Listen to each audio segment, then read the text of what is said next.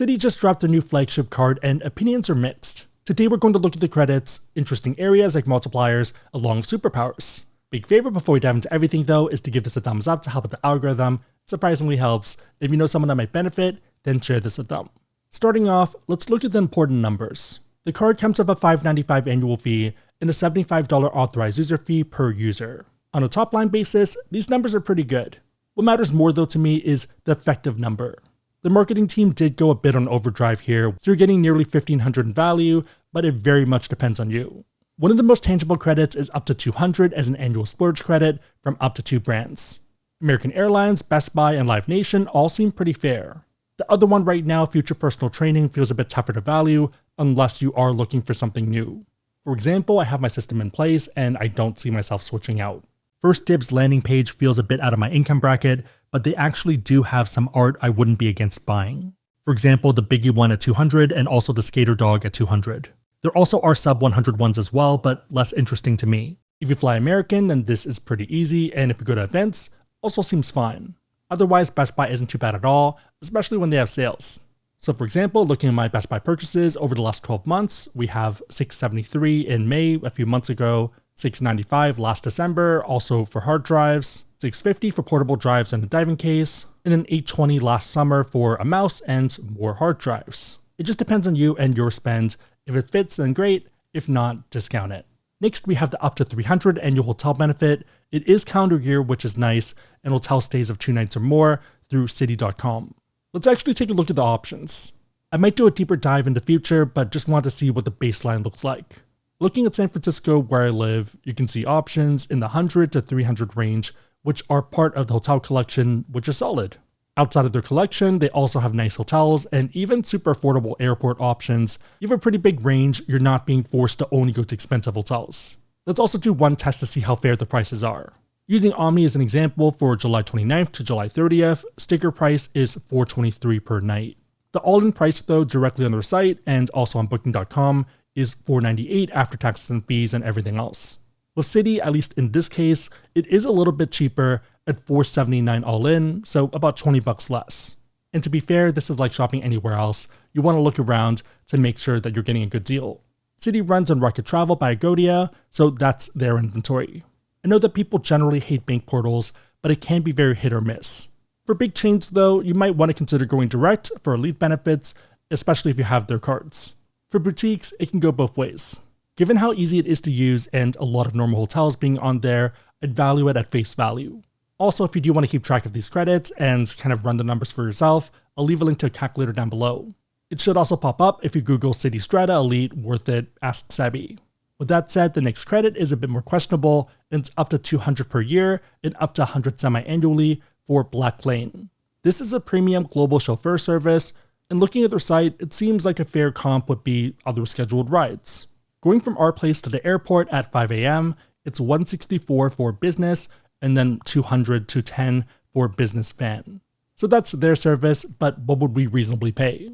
For scheduled ones, we generally check prices between Lyft and Uber to see which one's cheaper, and it's usually in the $50 to $60 range for an XL, and it might be at 3 a.m. or 4 a.m., which is timing it for the first flight. For a standard car, if we're not getting an XL, then it's generally $30 to $35. Even Uber Black though is a bit cheaper at about $90 for standard and then $110 for the SUVs. Mapping out all the numbers, this is what it looks like, and for me, it's pretty tough.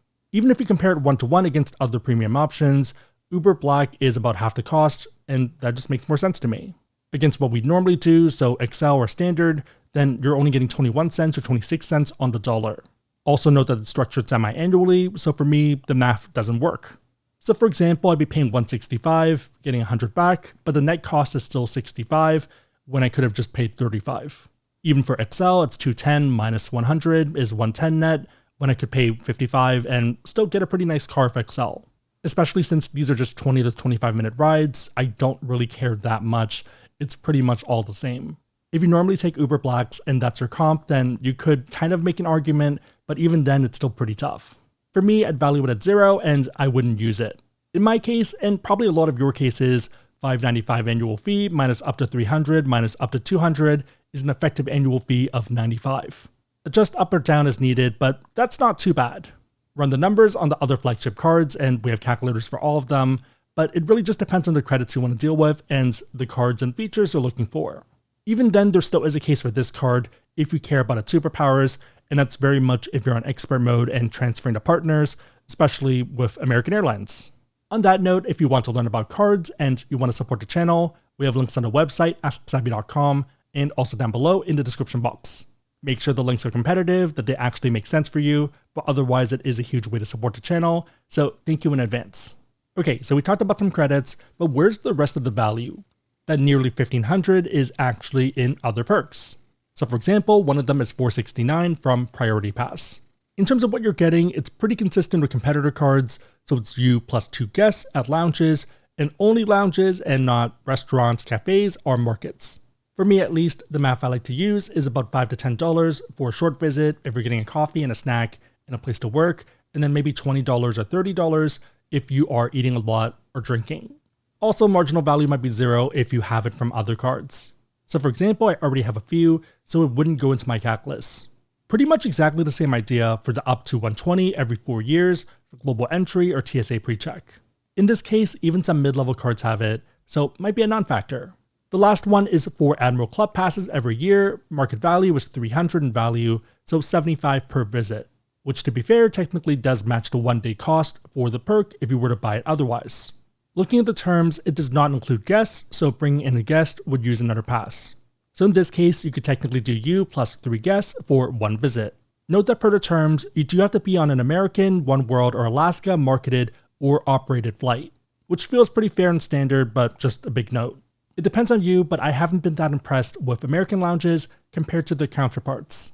And to be fair, I haven't been one in a long time, and I don't really fly American, so that could be a big part of it. But of the big 3, even if you go on places like Reddit or Flyer Talk, sentiment seems to be a bit lower for Admirals Club. It also does depend on what you're looking for and the airports you're flying between and whether it's a hub. So for example, hubs tend to have newer lounges and better food, but also more people during peak times. For example, in SFO, it tends to be a mess, almost a zoo, but even another hub like Chicago tends to be a bit better and better spaced. For American, looking at a review of the SFO lounge, the person said that they probably wouldn't go there early and it's not worth the time, but compared to other lounges like Denver or Washington National, those are a lot nicer. Even if we unnecessarily use O3 deep research and let it run for 20 minutes, you pretty much have the same exact results and data points and sources, with Delta being number 1, and then United being number 2, and then American being number 3. If you like it, then great, but be careful not to overvalue it. Even for United, I'd probably only value a visit at about $10. There are some other less tangible benefits as well that I'd have a harder time valuing. So Def & Co sounds pretty cool, but I don't think I'm getting enough value from it beyond what I would get from YouTube. Citi Entertainment sounds pretty standard, and the Reserved by CitiTravel also sounds like table stakes at this point. Also, for a lot of the bank hotel portals, I don't think they're generally as good as, let's say, Virtuoso, or the ones directly from the hotel like Hyatt Privé, Marriott Stars, or Lumina. These are generally not publicly available, but if you do want to check it out, I'll leave a link down below with the current password. The idea though is that for some hotels, let's say the Ritz-Carlton Hong Kong, you can book it with either Marriott Stars or Virtuoso rates, which have additional benefits. So here you get breakfast for 2 every night, welcome amenity when you check in, also $100 USD monetary amenity credit per stay. Consider that Ritz-Carlton doesn't need to give you benefits or breakfast, even if you have Bonvoy Platinum or Titanium, which kind of means booking directly might be less valuable than you think. But yeah, main idea is that the VIP hotel booking space is getting very competitive, so harder to attribute value. What might make the card amazing for some people though are the multipliers. Again, if you want to run the numbers, calculator will be linked down below. The first one is 12x on hotels, car rentals, and attractions booked through CitiTravel.com. This is actually industry leading right now, and the fact that there's fair prices means that it's good. 2 thumbs up in my book. I think you could maybe make an argument for some hotel chains like Hilton, where you technically get more points for paid bookings while using their cards. Even then though, Citi Thank You points are nothing to scoff at, especially with the superpowers. Next is 6x on air travel booked through CitiTravel.com. This one's fine, competitors technically go up to 8x, so a bit better over there, but not bad. Also just depends on what you spend more on, flights or hotels. One of the most interesting choices is their time-based one, so you're going to get 6x at restaurants on Citi nights, which is Friday and Saturday from 6 p.m. to 6 a.m. Eastern Time. Adjusting for the times across the US, it still seems pretty fair. So for example, even if you're in Hawaii, noon to midnight works pretty well. At the same time, it also kind of feels like they read this off Reddit and didn't see the /s, the sarcasm one, and just went with it. Outside of these times, you're getting 3x, so competitors are a bit better. 1.5x on everything else is fine, but table stakes. So if you spend a ton on hotels, car rentals, and attractions booked through CitiTravel, and these are not paid for by points or by free certificate nights, then this is pretty strong. Or if you eat out a ton on Friday and Saturdays. On one hand, it feels a bit stupid, but when you think about when people actually go out to eat a lot, it does tend to be on those days. I am surprised that they didn't include Sunday and just make it a whole weekend thing, which kind of sounds a bit better. The other superpower and the big draw for the system now is going to be transfer partners. So they have a ton of options like everyone else, but they also have American, which a lot of other ones don't have. It also happens to be one of the more valuable currencies and the one that's harder to get. Using Seat's arrow, let's search for North America to Asia. There's pretty good last minute space for first class. Japan Airlines first for $80K and $5 is pretty great value. Also a ton of space for business at $60K, but I'd probably drop the extra $20K for first. If instead you want to go to Europe, $80K for first with a ton of dates makes it pretty easy. For this one though, I'd fly American since BA has some pretty insane fees at almost $700-800. If Etihad first class is on your list, I'd argue American Airlines is the best way to do it. From the US to Abu Dhabi, it's $115K, which is a lot, but it also is a long flight.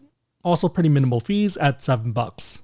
Finnair Business is also pretty nice if you want to go to Finland, and if you want to try a new product. $57.5K for business is great value. Pretty wide open and easy to get multiple seats, so here there's 3, and about $5 in fees.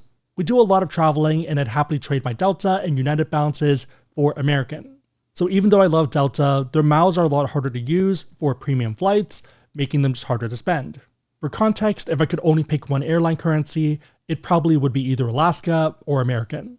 The last potential superpower is the relationship credit, which might make the card cheaper. With Citi Gold, you get $145 every year. With Citi Gold Private Client, it's $595 for the first year and then $145 for subsequent years. This requires $200K in assets, whether deposits, retirement, or investment accounts. It can be self-managed, meaning that you avoid a lot of the fees, and if you are going that way, then there's arguably no cost, and you're getting the benefits on top, which is pretty nice. I guess the main caveat is that you are banking with them, and if you don't like the interface or experience, then that might not make sense. Yeah, by the numbers, quantitatively, it's not a bad offer, and $145 in savings is nice. Depending on how you value the other credits, it might actually move the card into the green for you and make it a keeper card. But yeah, I'd recommend running the numbers since there is a lot going on, especially if you are comparing multiple cards and figuring out which one makes more sense for you. Again, if you want to learn about cards, we have links on the website, asksabi.com, and also down below in the description box. If you made it to this point, leave a watch emoji in the comments down below and I'll try to heart it and also respond. The watch being for city nights because you're probably watching your time before spending a ton on dining. 3 questions. Number 1, what are your thoughts on the multipliers? Number 2, which credits do you like and actually value? And finally, number 3, how does this compare to other flagship cards for your situation? The one thing I like is that each one is trying to do one thing very well, so there is some competition. Let me know and everyone else know in the comments down below. Big favorite, thumbs up, share this, but otherwise hope you liked it. See you next time.